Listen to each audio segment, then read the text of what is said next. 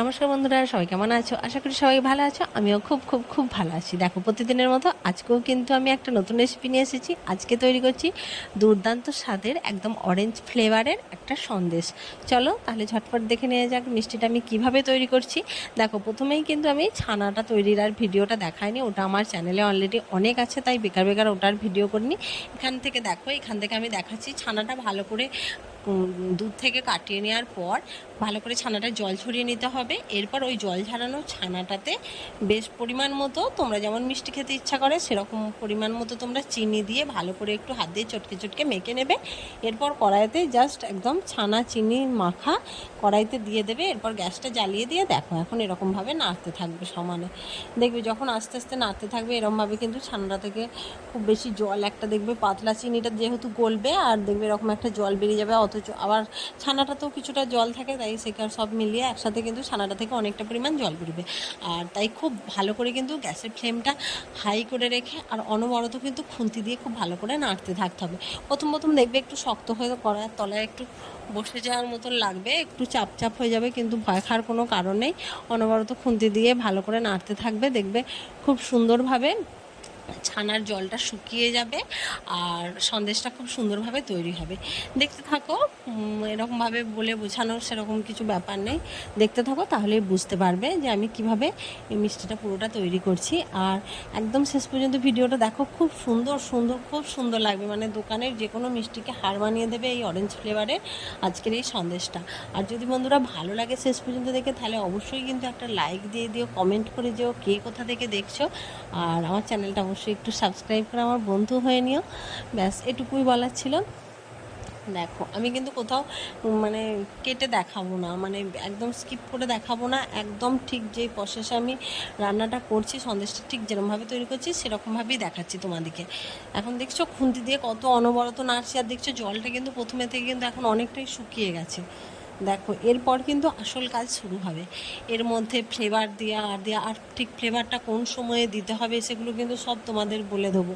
নাহলে দেখবে orange flavour দিলে অনেক সময় সন্দেশ কিন্তু একটু তিতো ভাব এসে যায়, অরেঞ্জের মানে একদম সুন্দর ফ্লেভারটা ধরে না। দেখছো যখন পুরো একদম জলটা শুকনো শুকনো আসবে তখন তোমরা এর মধ্যে দেখবে অরেঞ্জ ফুড কালার একটা পাওয়া যায় দেখবে দোকানে, অবশ্যই করে কিন্তু আমি বলবো একটু ভালো ব্র্যান্ডের ফুড কালার ইউজ করার চেষ্টা করবে। তাতে করে কি হয়, মানে আমাদের স্বাস্থ্যের জন্যও ভালো সেটা, আর তোমার কালারটাও খুব ভালো আসে, আর এর মধ্যে সুন্দর একটা ফ্লেভার থাকে, খুব ভালো লাগে। সেই জন্য বলছি একটু ভালো ব্র্যান্ডের ইউজ করবে। এগুলো তো দাম সেরকম খুব একটা বেশি হয় না, কিন্তু একটা ডিব্বে কিনে নিলে কি হয়, অনেক দিন পর্যন্ত চলে যায়।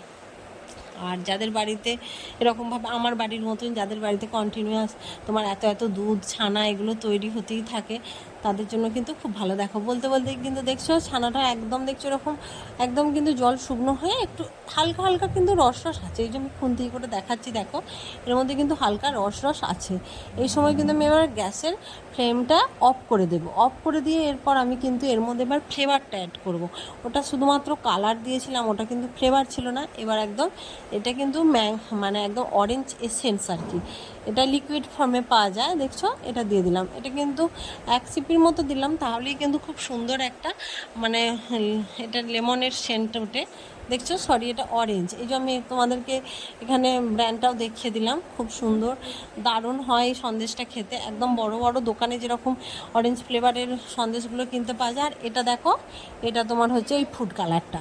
ব্যাস দুটোই তোমাদের দেখিয়ে দিলাম, এইগুলো দিয়ে করবে।